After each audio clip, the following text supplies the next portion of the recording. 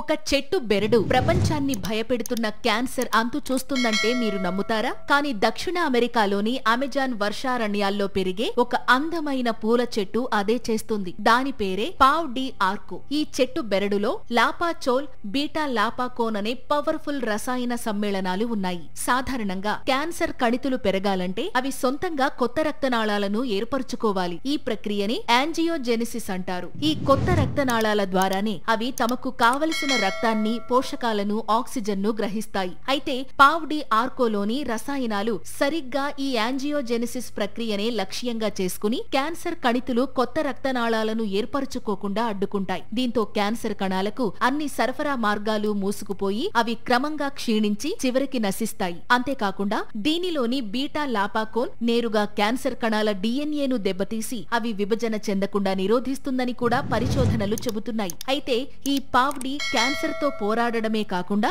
ఇమ్యూనిటీని కూడా పెంచి శరీరం తనంతట తానుగా వ్యాధులతో పోరాడే శక్తిని అందిస్తుంది.